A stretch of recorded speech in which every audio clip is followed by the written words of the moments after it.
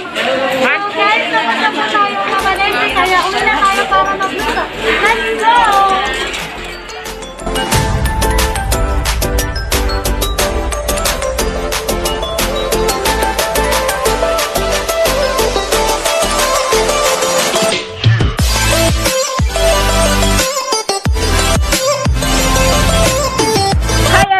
I'm Chef Brenda. For today's vlog, I'll be showing to you how to cook delicious and tasty chicken kebab. Do you know that kebab comes from the word Persian word kabab, meaning fry, and in Filipino word, it means inihaw na karne.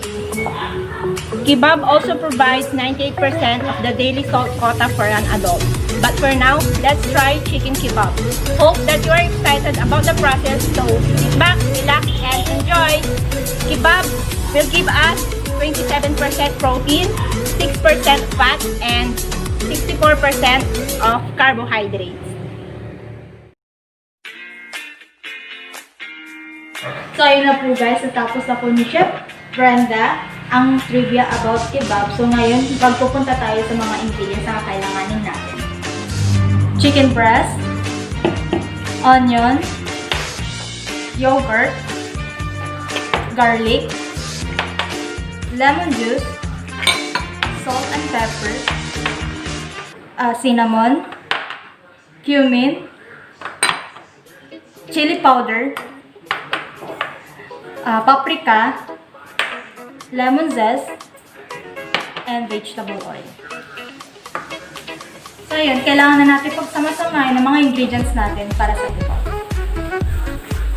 Muna ang vegetable oil.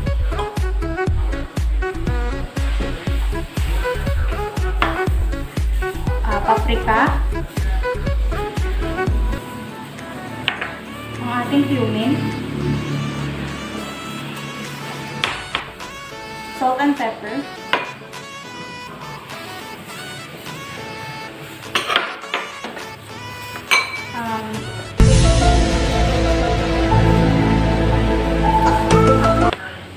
chili powder,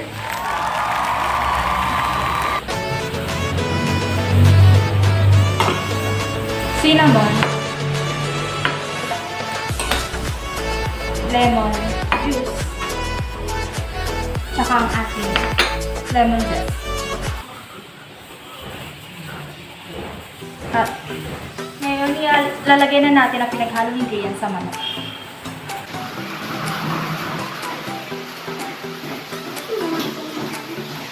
At ilalagay natin ang minced garlic.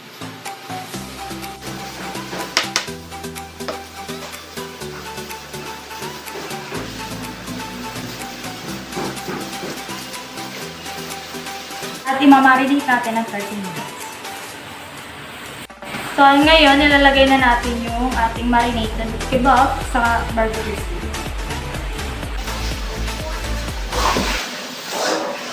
Kailangan din natin siya lagyan ng oil.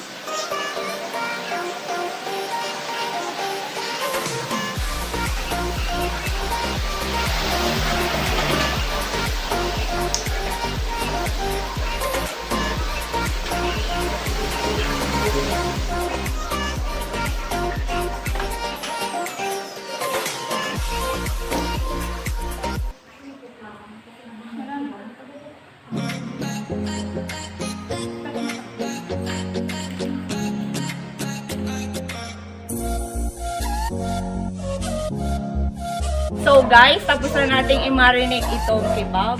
Ready na nating ihawin. Una, pa-brush muna natin. Tapos, lalagay dito.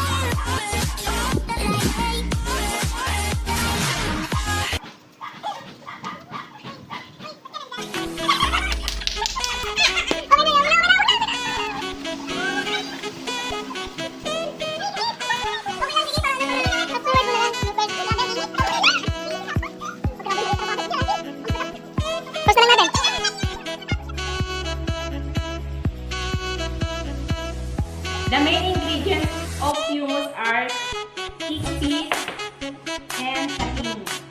All we have to do is have these ingredients: garlic, white sesame seeds, salt, freshly squeezed lemon, olive oil, and most importantly, the tahini and the chickpea. To make us more satisfied, hummus, a spread or savory dish which is popular in Middle East, will surely complete the tastiness of kebab. But the question is how to make hummus. First, drain and rinse the chickpea. Next, combine all the ingredients in food processor.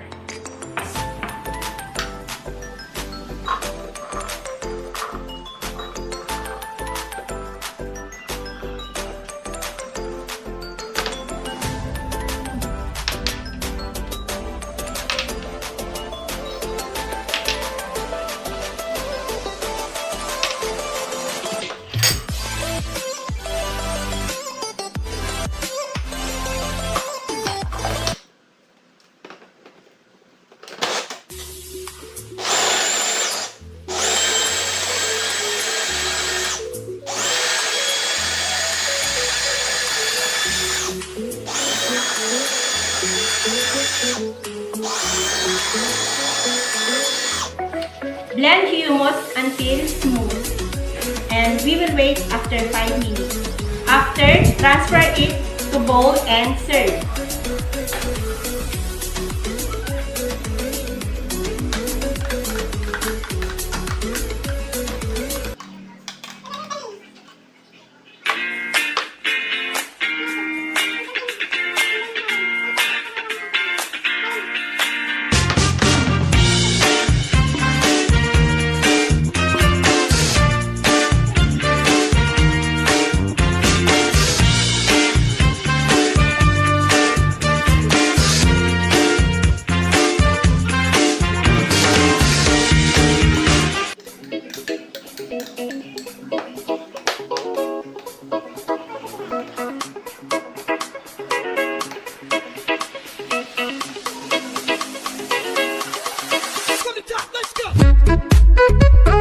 So ngayon, gagawin na natin ang cake. Napakasunin mo.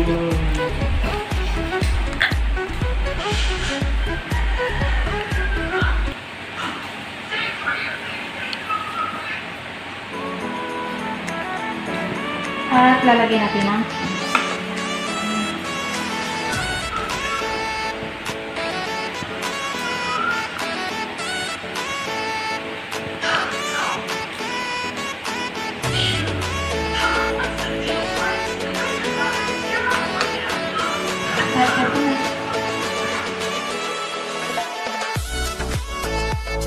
ngayon, titikpan na natin ang ating luto.